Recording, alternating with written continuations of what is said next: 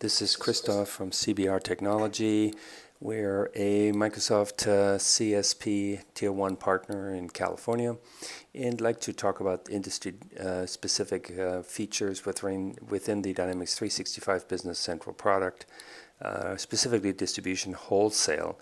And obviously distribution wholesale is primarily inventory-centric, so I'm going to go over item setup and item review and some basic functionality around the system. You're looking at Dynamics 365's homepage, or Business Central. Some people just call it BC for short. And it's essentially a completely web-based product, of course. You can either access the system from the Microsoft Cloud directly and sign up with cloud services similar to Office 365, or you can go through an on-premise configuration, but you'd still use a web client to access the system that way. Either way, you end up in this kind of home page that you can then assign yourself profiles to. I'm in the what's called the Business Manager's profile, which gives you kind of an overview of the entire system. We have a posted separate user interface video that deals with some of the details of how to interact and what kind of features you have on the user interface side of things. So I specifically want to talk about item setup right now. So I'm going to pull up items in the item setup. You can kind of do the classic item look listing similar to an Excel spreadsheet, or on the drop down here you can turn this whole thing into a tile type lookup that lets you look through items, with images as well. If you had an image attached to it, you could access that way. As you click on an item on the right hand side, you get these what Microsoft calls fact boxes, which allow you quick overview of item specific information or line specific information that you looked at. So as I highlight one item, all of this gets refreshed with appropriate information, and you can customize these to show or not show certain information. Also, you can go in here and you can go into design mode, and you can change the columns that you want to see here and not see there, and you have a number of options with regards to the visibility of the columns and what that looks like and so forth. Again, all of that is covered in our user interface video that we posted earlier. So if I go and look at a specific item here, for example, let's say this bag hub product that I'm purchasing, this sample company, Kronos USA, is a distribution and manufacturing company of bicycles. And here you have the ability to set up items that are, part of the component list or bill of material for that particular product. Of course, you have description, you have certain types of items, you have unit of measure capabilities, picture capabilities where you can attach images, you can attach documents, which would be technical drawings or, certification paperwork, things of that nature that you want to attach. Item attributes is this concept of putting in colors, sizes, flavors, different things that specify or that refer to the item and allow you to search by attributes. Here's some reference to item forecasting and other external links that you might want to do on the item as well. Now, as we move through the item setup here, you see this show more, show less function. So it shows you more information about the item, part number, description, base unit of measure. You can assign items into categories. And you also have the ability to do things in the costing and posting areas. As you can see here, the information is kind of organized by groups.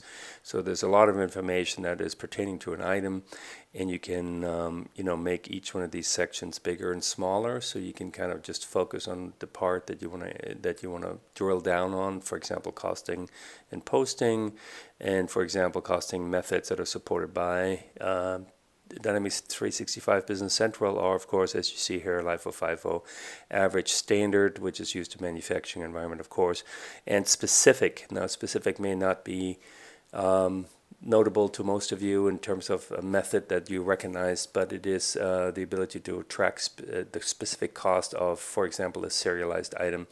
So if you distribute Rolex watches or something of significant individual value, you can track different costs on a serial by serial number basis, and that's what Microsoft refers to as specific item costing.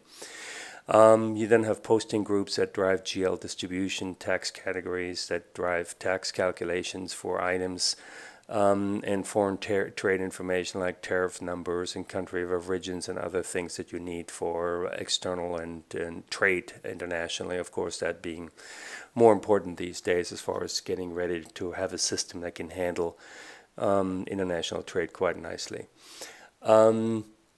You then also have the ability to set, for example, prices and list prices, for example, for a specific item, as well as have the ability to set up costs. Some companies like to always maintain certain margins and certain markups, and you can set that up in NAF as well, or in BC, I should say. You then also see the ability to assign items to certain item discount groups. So, for example, if you have some sort of pricing strategy where you offer all customers a discount on a specific item group of items, you can set that up in this item discount group. The selling unit of measure and base unit of measure can be different, but for example, if this item had not just a piece of each, but it was also sold in a case of 12, you could then pick a case pack, for example, or let's say a box.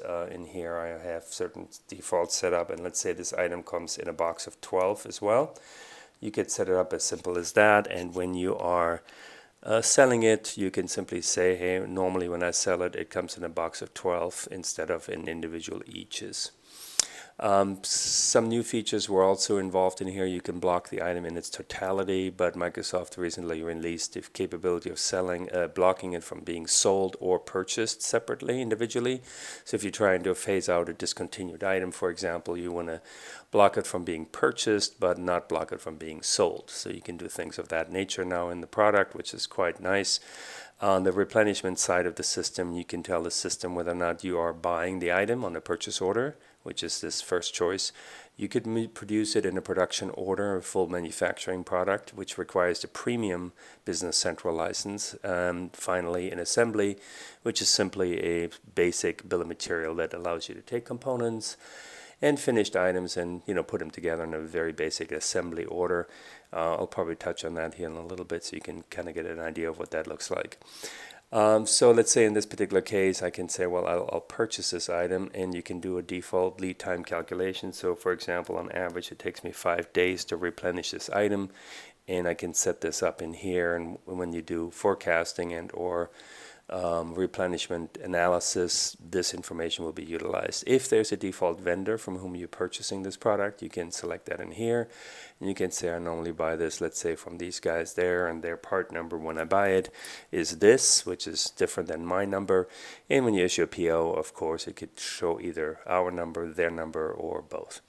And here's that block from purchasing. So if it's a discontinued item, you want to block it from being purchased, but not block it from being sold, and things of that nature that you can control quite nicely in here with this new feature in the fall edition of Business Central 2018. These are production settings. So if this item was produced, you can make to stock or make to order. There's a couple of features here. I'm not going to go into great detail because this is distribution. If it's an assembled item, you can either assemble to stock and assemble to order as well, which is quite nice. Now I'd like to kind of cover the planning area of the system, and this has to do with the reordering mechanisms that NAV has to offer. And as you can see here, there's quite a few, and I do apologize for continuing to call it NAV, but it's basically a rename process that Microsoft's going through right now. So formerly known Dynamics NAV or NAV is now called Dynamics 365 Business Central. So in my case, I'm going to do a fixed reorder quantity, and I simply say my reorder point is 100, and the quantity when I reorder is 100 as well, and it will be reflected accordingly during my reordering process. Finally, I'm going to move on to the item tracking. This is where you turn on serial numbers or lot numbers for items. So if you want to track lot numbers and serial numbers on an item from a specific point in the operation, you can turn that on or off with these settings in here. And if you're using the warehouse management module part of the system, these are some settings surrounding the WMS solution that Dynamics Business Central has to offer. Now, in a continuation with the item setup, you also have other items that or other issues you want to continue to take a look at in here, and they have to do with the item prices and discounts, and this is a quite powerful area of the Business Central solution. So when you're selling the item, you could have a wide variety of different options as to how you sell it. Some people do discounts off list prices, so you have a certain list price for the item, and when you are selling it, you are simply expressing any discounts as a percentage of your unit price, which would be this option here. The other one is this one, which is just setting a special price in general. And when you open up this page, you can see the power of the system here, in that you can price it by customer, by a customer price group. So multiple customers could be grouped and lumped together into one price group. And when you set pricing, you can do it on that group level. You can assign it to all customers, and you can make it marketing campaign specific. So in the marketing campaign specific feature, you have the ability to, for example, create certain promotional events, like maybe a spring offer or a special event pricing that you want to offer and you want to make available. And during that event or marketing campaign, you get special selling price for the item. I'm going to do a price group specific, and I'm going to say, okay, on a certain price group, and I can create a new one here on the fly. This item will be sold at a certain price. Let me go back to customer because we don't have a price group. So let's pick a specific customer that I want to do with here, and then just tap into this field here for customer on the drop down for sales code. And let me look at the full list of my customers here. It looks like I don't have any in there. Let me go back to the item setup here real quick and just ignore this setting because I was switching back and forth between the two methods. So the system didn't like that. I had to refresh the screen. So I'm going to go back, pick a specific customer.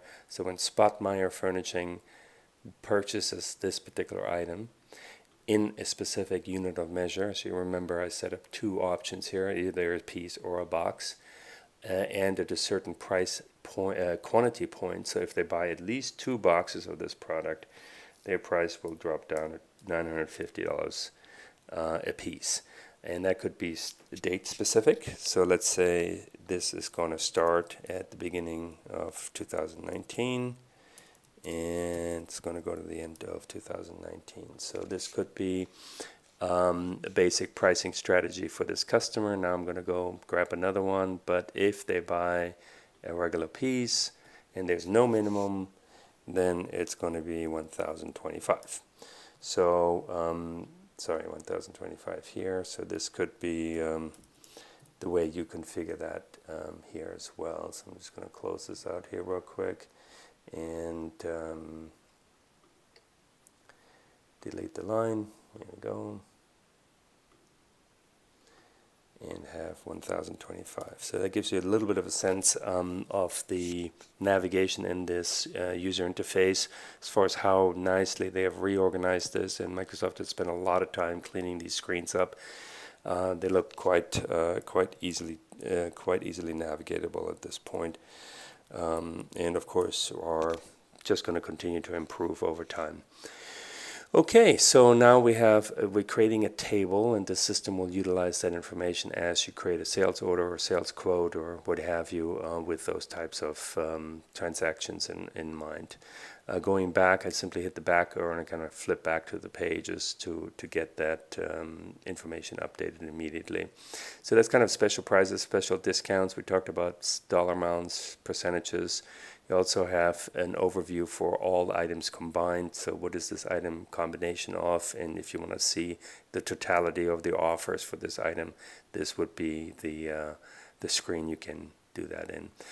There's a workflow management product or components to Business Central, and with these approvals you can request the approval of the setup. So if you have an onboarding mechanism, and that when an item is set up, maybe you have a marketing manager setting pricing, you have an inventory manager setting costing and replenishment policies, and you need to have somebody finally approve the entire item setup.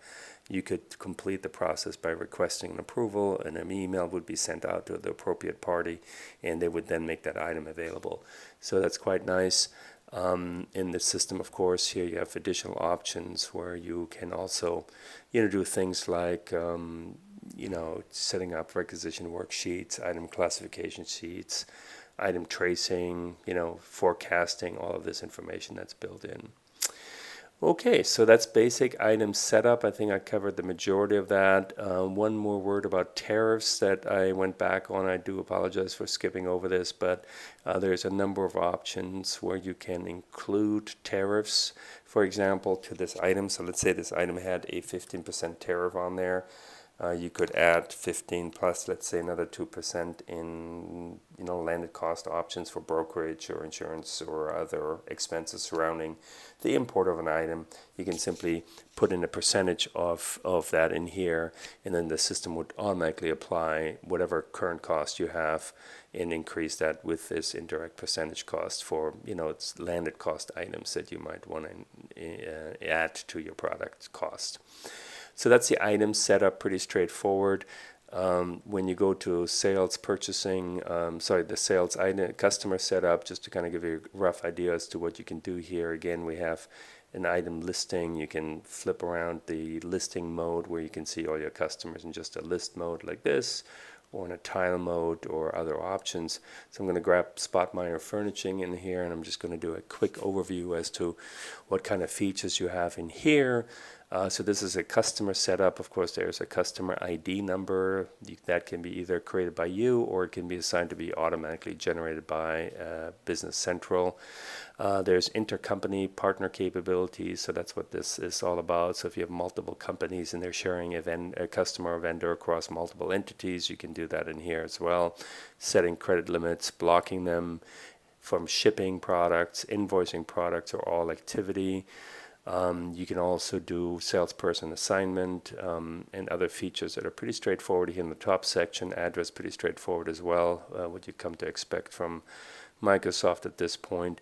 When it comes to invoicing, you can do a fourth level AR where you go and have the whole thing being built to another customer. So if you have, let's say, a large company doing business with, and they have a West Coast, East Coast, and headquarter type situation, you can bill everything into a single entity, although each customer is set up individually. So there's this option here.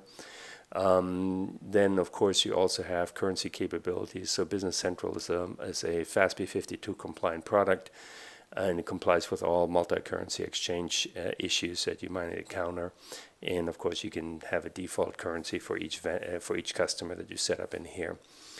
You can assign customers to price groups, as I suggested earlier. Right now, I don't have any set up in this sample company, and also to discount groups. So price group and discount groups drive different parts of Business Central. Price group drives the selling price versus a discount shows a discount off list price. So again, depending on your pricing strategy, your partner can configure that accordingly for you. Of course, we at CBR Technology would be happy to assist you with that process. Finally, we have payments information in here as far as payment terms, check formats, and things of that nature as well. Okay. Thank you for your time.